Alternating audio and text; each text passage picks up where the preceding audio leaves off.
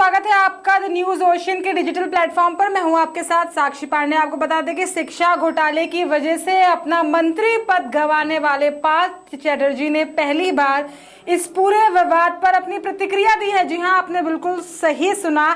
इतने दिन से जिस शिक्षा घोटाले में वो फंसे हुए थे, लगातार उन पर सवाल खड़े हो रहे थे, उनसे सवाल पूछे जा रहे थे, लेकिन आज तक उन्होंने अपनी एक भी प्रतिक्रिया नहीं दी थी।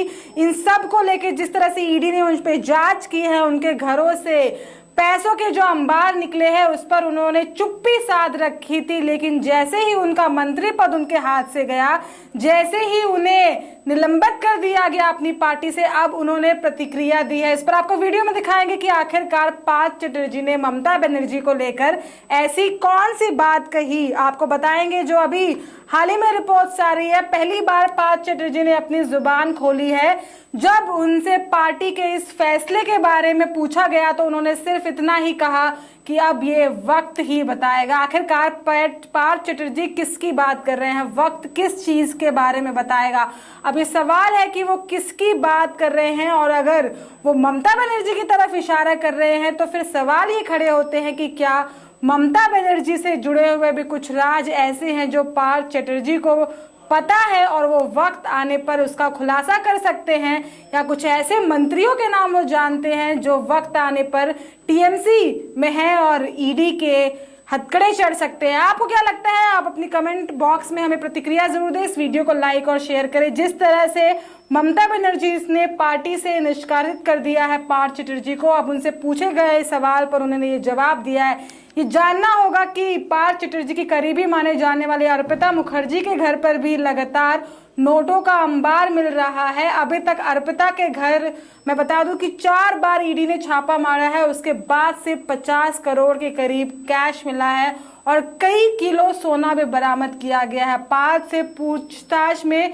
जरूरी ये कहा जा रहा है कि पैसा उनका है, लेकिन लेन देन जो था वो पूरी तरह से, जो रिमोट था वो पूरी तरह से ममता बनर्जी के हाथ में था। आप देखते हैं कि पार्थ चैटर्जी जो कह रहे हैं कि वक्त बताएगा, वो किसकी तरफ इशारा कर रहे हैं। लेकिन अर्पिता मुखर्जी की अगर मैं बात करूं तो वो भी ये बात कबूल कर चुकी हैं कि वो सारा पैसा जो था वो पार्थ चैटर्जी का था और उनके द्वारा ये जो चीजें हैं, जो भी कनेक्शन है वो किसी और के साथ है। तो कुछ बड़े नाम भी आगे के दिनों में देखे जा सकते हैं। आपको बता दें कि अभी इस समय दोनों पार्थ और अर्पिता ईडी की कस्टडी में है। उनसे पूछताछ का दौर भी जारी है। इस शिक्षा घोटाले में दोनों पूरी तरह से फंस चुके हैं और अब टीएमसी पर भी उनका बचाव नहीं रहा। अब टीएमसी पार्टी भी उनका बचाव नहीं कर रही है।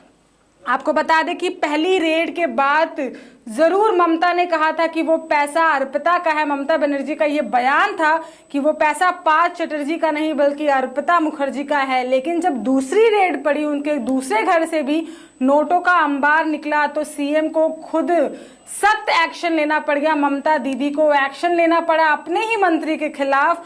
अभी के लिए पार्थ का मंत्री पद छीन चुका है और पार्टी ने उनको एकदम अकेले कर दिया है।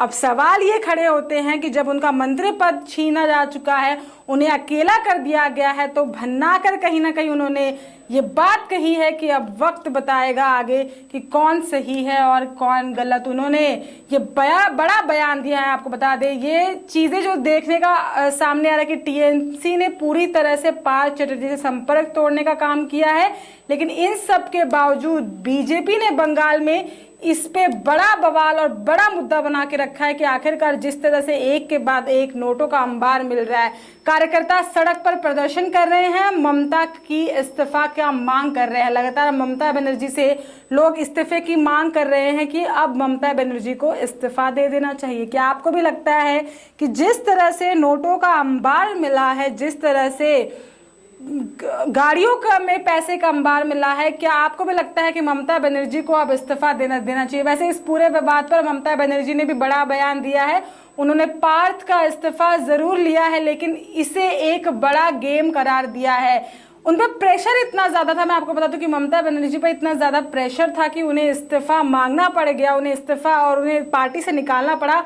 वैसे वो चाहती नहीं थी कि पार्थ चैटर्जी को वो निकाले, क्योंकि ये कार्यवाही जो ईडी की है वो पिछले 5 दिनों से चल रही है और अब जाके ममता बनर्जी ने एक्शन लिया है। जब कार्यकर्ताओं का उन पर प्रेशर आने लग गया, जब लोग उनसे इस्तीफा मांगने लगे, तब जाके उनकी नींद खुली और अब जाके उन्होंने पार्थ चैटर्जी को अपने मंत्रिमंडल से निष्कासित किया। अब जाके उन्होंने उन पर एक्शन लिया है, लेकिन इसमें एक बड़ा गेम करार दिया जा रहा है। आपको बता दें कि ममता बनर्जी का कहना है कि तृणमूल कांग्रेस एक सख्त पार्टी है, इसको बदला नहीं जा सकता है। ये बड़ा गेम है जिसके बारे में अभी ज्यादा बात नहीं की जाएगी। ममता बनर्जी सीधे सीधे ईडी पर सवाल खड़े कर रही हैं, भाजपा पर सवाल खड़े कर रही हैं, अपने गिरबान में वो झांक कर नहीं देख रहे कि किस तरह से उनके मंत्री के पास से इतने नोटों के अंबार मिल रहे हैं।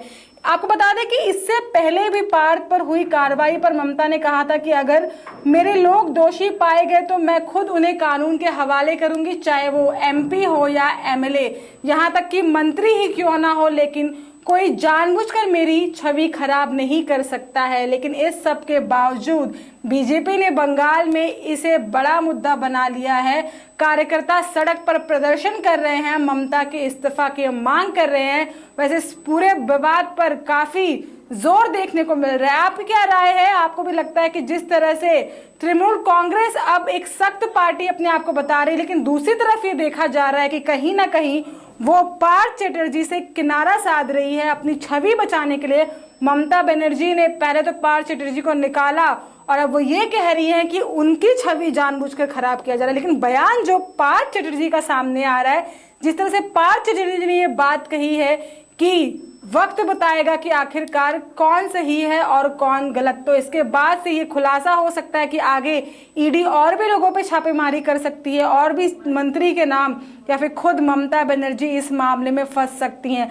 क्योंकि जिस तरह से एक एक करके मिथुन चक्रवर्ती का भी बयान सामने आया कि 38 से ज्यादा टीएमसी के विधायक उनसे सीधे संपर्क में हैं, जो हमने महाराष्ट्र में देखा, कहीं वही हाल हमें बंगाल में देखने को भी ना मिले। क्योंकि एक तरफ भूखमरी है, एक तरफ बेरोजगारी है, एक तरफ देह व्यापार है, तो दूसरी तरफ नोटों का अंबार है। एक तरफ देह व्यापार करती महिलाएं हैं, अपने बच्चों को चूहे खिला रही हैं माताएं, और दूसरी तरफ जब इस तरह से खबरें आएंगी तो अब बंगाल की जनता को ये सोचना पड़ेगा कि अगली बार वो किसका चुनाव करती हैं, वो किसको चुनती हैं।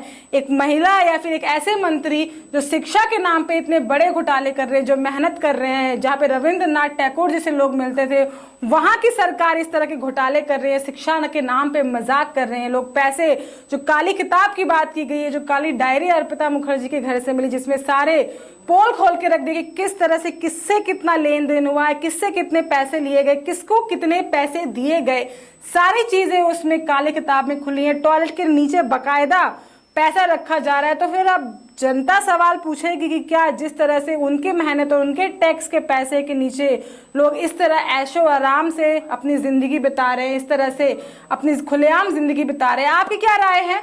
हमें कमेंट बॉक्स में कमेंट करके बताइएगा कि पार्थ चैटर्जी ने जो बड़ा बयान दिया है कि वक्त बताएगा, आपको क्या लगता है कि वक्त अब अपने लपेटे में अर्पिता बनर्जी के बाद से ब्यूटी पार्लर वाली का जो नाम सामने आ रहा है, उसके बाद से जो उनके करीबियों का नाम आ रहा है, क्या और बड़े मंत्रियों का भी नाम सामने आ सकता है, या फिर खुद ममता दीदी इसमें फंस सकती हैं या नहीं? आपको क्या लगता है? आप अपनी प्रतिक्रिया हमें कमेंट बॉक्स में देना शुरू कर दें कि क्या जिस तरह से इस तरह से छापेमारी की खबर आ रही है, उसके बाद से क्या एक्शन लिया जाना चाहिए। कमेंट बॉक्स में हमें कमेंट करके जरूर बताएं। इस वीडियो को ज्यादा से ज्यादा लाइक करें और हर फोन तक इस वीडियो को पहुंचा दें ताकि ज्यादा से ज्यादा लोग देखें।